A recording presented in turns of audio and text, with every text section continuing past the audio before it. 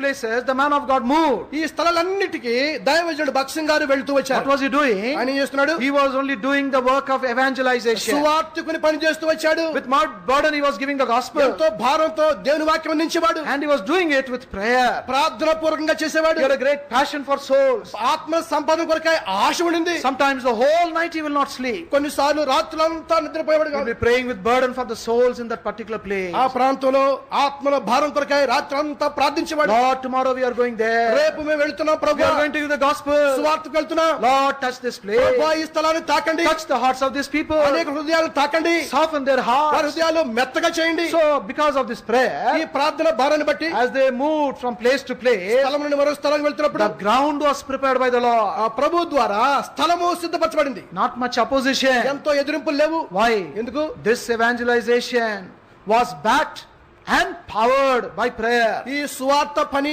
ప్రార్థన ద్వారా బలపరచబడి స్థిరపరచబడింది. And that is how he went on moving from place to place. ఈ లాగున స్థలం నుండి మరో స్థలానికి సువార్త చెబుతూ వెళ్ళాను. And wherever he went, ఎక్కడికి వెళ్ళినాను? sinners were brought into deep conviction. పాపులు పశ్చాత్తాపంతో దేవుని వైపు తిరుగుతున్నారు. In a place called Martinpur, మార్చిన్పూర్ అనే స్థలంలో one man challenged, ఒక వ్యక్తి సవాల్ చేశాడు. show me one good Christian and I will accept Jesus. ఒక్క మంచి క్రైస్తవుని చూపించు నేను నమ్ముతా It అని was a చెప్పాడు. great challenge.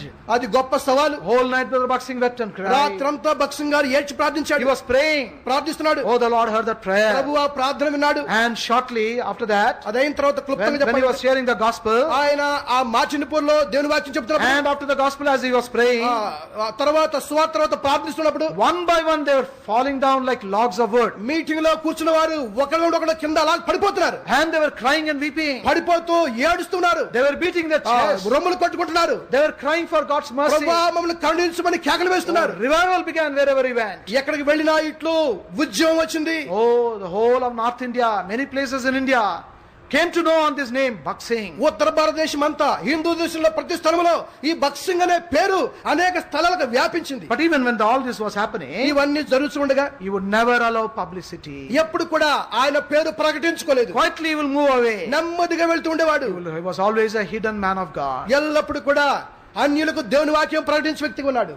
He was always a hidden man of God. ఎప్పుడు కూడా దాచబడిన దైవజనుడిగా He ఉన్నాడు. would not project himself. తను తాను బయటపరచుకోడు. He would always project his Lord. తన దేవుని మాత్రమే చూపించేవాడు. And in these places even saints were strengthened.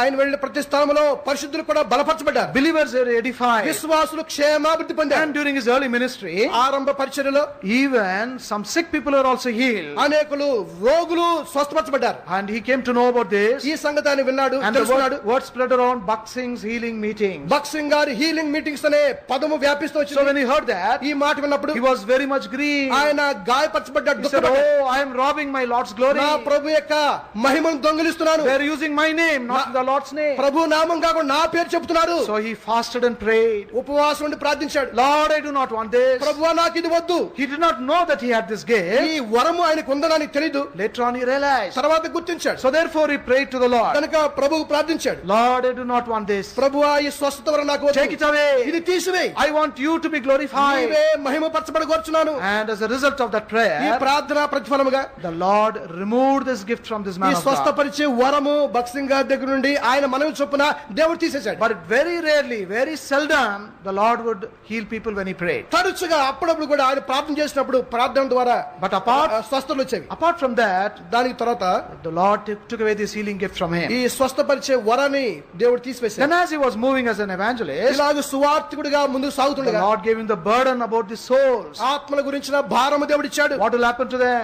ఏమవుతుంది వీరికి? Who will care for them? ఎవరు వీరిని చూసుకుంటారు, Because బాధ్యత వహిస్తారు? people were backsliding. అనేకులు విశ్వాసంలో పడిపోతున్నారు. Believers were becoming weak. విశ్వాసులు బలహీనవుతున్నారు. And they were going back to the world. లోకంలోకి వెళ్ళిపోతున్నారు. And then the Lord gave him the burden. ప్రభు ఇప్పుడు ఆయనకు భారం ఇచ్చాడు. And then the Lord gave him this vision of the church. సంఘం యొక్క దర్శనాన్ని ప్రభు ఇచ్చాడు. This happened in the city of Madras. Madras నగరంలో జరిగింది. And he prayed for that sufficiently before.